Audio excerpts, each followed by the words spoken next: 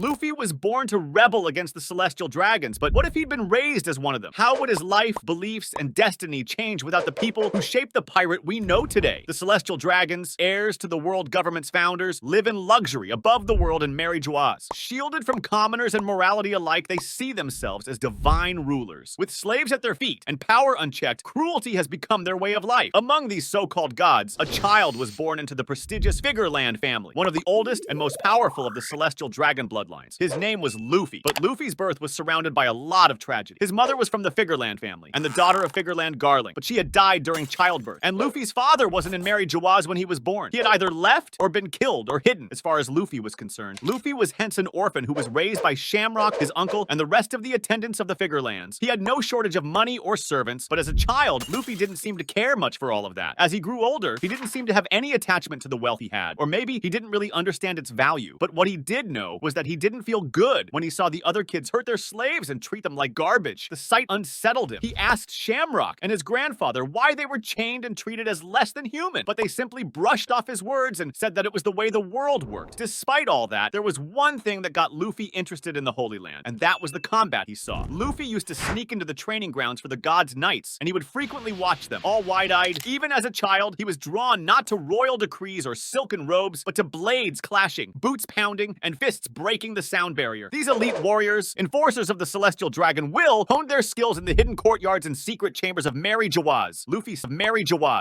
and their discipline. Eventually, his enthusiasm became impossible to ignore. Shamrock realized that Luffy wasn't going to back down, and as such, he allowed him to train under his supervision. The gods' knights humored Luffy at the start and gave him tiring training so that he'd quickly run away and go back to lazing about. But Luffy was extremely motivated. He trained until he fell to his knees and was picking up techniques at quite the speed. His energy definitely wasn't something to scoff at. He endured bruises and injuries without complaint. It wasn't long before the knights themselves began taking his training seriously, pushing him harder, sharpening his instincts. Years passed, and Luffy had grown really strong under the guidance of so many powerful people. He had been trained quite a bit in swordsmanship, which was supposed to be a noble form of fighting, but Luffy still preferred his fists in most sparring sessions. He felt that it connected more with him, so Shamrock did have to suck it up mostly. Luffy's observation and armament hockey became trained to almost the level of a master, and he'd gotten quite good at dealing with devil fruit users during sparring. But it looked like he wasn't going to be unlocking Conqueror's hockey anytime soon. Then it happened on a random day. Luffy was heading off for training when he saw a familiar face and screamed. St. Charlos was out there whipping an elderly slave. Luffy got angered at this. He leaped towards Charlos and caught his cane before pulling it away. He told Charlos to stop that, but the man started complaining that he had no right to stop him. Luffy threw his cane before walking away, but then he heard a click behind him. Charlos was cocking a pistol! Luffy knew he couldn't reach the slave in time, and his emotions burst out. And they burst out as a blast of Conqueror's hockey. A shockwave swept through the courtyard. Charlos froze, eyes widening for a split second before he collapsed to the ground, unconscious. The cane slipped from his fingers. The slave crumpled in fear but remained unharmed. Luffy stood there, heart pounding. Around him, guards and nobles fell to their knees, some losing consciousness, others trembling, confused by what had just occurred. The realization came. He had awakened Conqueror's hockey. Soon after, the Rosward family demanded that Luffy be punished, and as such, Garling called him over. He was angry at Luffy and reprimanded him for fighting against another Celestial Dragon over what he called a petty slave. He condemned him for using a power like Conqueror's hockey over a lesser being and warned Luffy never to act so rashly, reminding him that Celestial Dragons were gods, and gods did not stoop to empathy. Luffy wasn't happy at all about this, but he couldn't really talk back to his grandfather. But deep inside, he realized that the way the Celestial Dragons looked down on other humans wasn't good, and he didn't feel like they were any different. They were like seeds planted in his heart. Sometime later, Luffy was wandering around when he saw Shamrock looking at a newspaper. Luffy saw it and saw Shamrock in it, but the headlines read something about an Emperor of the Seas. Luffy was surprised and asked Shamrock how he'd become an emperor in the outside world. Shamrock crumpled the paper out of anger and said that it wasn't him but his brother Shanks. He called Shanks an utter disgrace to their lineage and that he was nothing more than a filthy pirate who had chosen to leave everything behind and go along with criminals. Luffy didn't know too much about pirates, but hearing this about his uncle made him really curious. Luffy then tried to get as much information about pirates as possible, while secretly reading more about Shanks. Luffy began dreaming of meeting his uncle and seeing the world outside of Mary Joaz. He began to see pirates as free adventurers and rebels who had nothing holding them back. It was so different from the life he knew as a Celestial Dragon that he couldn't help but feel really curious. Luffy spent his time training and polishing his Conqueror's hockey, while spending any other moment searching for stories about pirates, especially Shanks. Soon enough, he turned 16, and with that, he was finally allowed to head out into the world. At the same time, his power had progressed to the point where Garling and Shamrock were really proud of him, and were thinking that he was ready to soon become part of the gods nice. Luffy decided that it was time to take full advantage of his newfound freedom to explore the outside world that he had dreamed about for so long. He was a bit disappointed to learn that he'd be surrounded by guards and attendants at all times, though. The first town Luffy visited was a trade port in North Blue. A peaceful port, he had heard, but it didn't stay peaceful at all when Luffy showed up, as everyone seemed absolutely terrified of him. The moment he stepped off the transport ship, the townsfolk bowed deeply and averted their eyes with trembling hands. Luffy hated it. His attendants marched ahead, barking orders and violently pushing back anyone who came too close. Guards trailed behind, scanning every alley and rooftop, ready to kill at the slightest provocation. It was so suffocating that as soon as night hit and Luffy got the opportunity, he quietly slipped out of his room and snuck out into the streets. For the first time in his life, he moved through the world as just a person, not a god. He soon ended up in a small tavern, which was filled with laughter and music. No one recognized him at first, as he pretended to be the son of a rich merchant who just wanted some food. In the corner, a group of rough-looking pirates spoke loudly, clinking their mugs. Luffy's ears perked up when he heard the name Shanks. The pirates were talking about how strong the Yonko was and how he got that title at a really young age. He heard them talking about how he had such an amazing crew and power, unlike any other pirate they knew. Luffy was completely fixed on the exciting conversation when one of the pirates caught him looking. Luffy quickly looked away, but the pirate, all drunk, approached him. He saw that Luffy was wearing some really nice clothes and realized that this could be an opportunity to get some money out of the obviously rich kid in front of them. The other pirates walked forward as well, taking out their knives, but instead of getting worried, Luffy grinned. And then a brawl broke out. This was Luffy's first time fighting outside of sparring matches, and honestly to him it was pretty disappointing. The pirates were taken out with single hits, and that made Luffy a bit upset since he thought that they would be stronger. When things settled down, Luffy had pretty much knocked all of them out and broken a bunch of stuff. He was disappointed, but he gave the scared tavern owner a pouch of gold coins and ran away from the tavern before any guards came along. He snuck back into his room. He was lying down on his bed when he recalled all the awesome stories he had heard about Shanks and the strongest pirates. He became really excited and decided that he was going to somehow find his uncle himself. A year passed as Luffy spent time training on Mary Joaz and heading out to different islands, hoping to somehow come across Shanks. But it had been so long and all he got were more stories that drove him, but no sign of his uncle anywhere. Luffy was becoming really frustrated with all of this. But soon enough, something good would happen. On a random island in the Grand Line, while wandering through a busy market square, Luffy caught a conversation between two weathered sailors. They spoke of a red-haired emperor who had just docked at a nearby island with his infamous crew. The mere mention sent a bolt of lightning through Luffy's spine. He didn't hesitate. He sprinted to the nearest shipyard, bought a small sloop, and set sail under a moonless sky. He was completely alone, having slipped past his guards once again. But fate had a sense of humor. The sea that night was no gentle guide. The storm struck without mercy. Lightning cracked across the sky. Waves swallowed the horizon. Luffy's ship creaked and groaned, too small to withstand the wrath of the ocean. A towering wave split the vessel in half. Wood splintered, sails ripped, and Luffy was hurled into the churning water. He struggled to keep his head above the water due to the rough waves, but then lightning cracked, and he saw a ship drifting closer. In a few more moments, the ship had reached him, and he saw someone throw down a rope toward him. Luffy grabbed on and was pulled up onto the deck. He coughed out some water before looking up and seeing a man with red hair looking down at him. It was like Shamrock was looking down at him, but he had a more genuine face. Luffy suddenly jumped up with a wide grin, and without thinking, he leaped at Shanks, trying to give his uncle a hug. Shanks replied by punching him right in the head and sending him into the deck. Who'd let a random teenager hug them in the middle of a storm? Shanks asked the slightly dazed Luffy what he was trying to do, and Luffy rubbed his head while looking up, grinning, and told Shanks that he was his nephew. Shanks stared down at him, utterly confused, so Luffy told him all about his uncle and grandfather, about how he had trained for years just to be strong enough to meet him and how much he admired him. Shanks couldn't help but blush, and his emotions caught up to him. His sister had died, but her son was right in front of him. Shanks had never thought that he'd get to see him, and worse still, he didn't think that Luffy would be so different from the rest of the celestial dragons he had seen and interacted with. Luffy didn't have the slightest hint of arrogance. The other crewmates were listening in on this, and Ben Beckman told Shanks that he should probably continue this conversation in the morning. They took Luffy to settle down. The next day, the seas were finally calmer, and Shanks went to see Luffy while he was pigging out with the rest of the crew and surprisingly blending in and having fun with them. When Luffy saw Shanks, he immediately began begging him to let him join. Shanks laughed, thinking it was some elaborate prank. A celestial dragon on his ship? The very thought was absurd. He refused without hesitation, but Luffy didn't give up. Day after day, he asked again. The rest of the crew had already warmed up to him, so he spent his time training with them, cleaning the deck, singing with them while eating, and begging Shanks to accept him. He made friends, earned respect, and showed them all that he was nothing like the monsters who lived atop the Red Line. Shanks watched it all with growing curiosity. There was something in Luffy's eyes. A glint of rebellion, of freedom, of joy. It was familiar. It reminded him of Roger. After weeks of persistence, Shanks finally gave in. He approached Luffy and told him that this life was nothing like the one he had, but Luffy was adamant. As such, Shanks finally allowed him to join the crew. Back on Mary Joaz, though, things were chaotic in the Figarland mansion.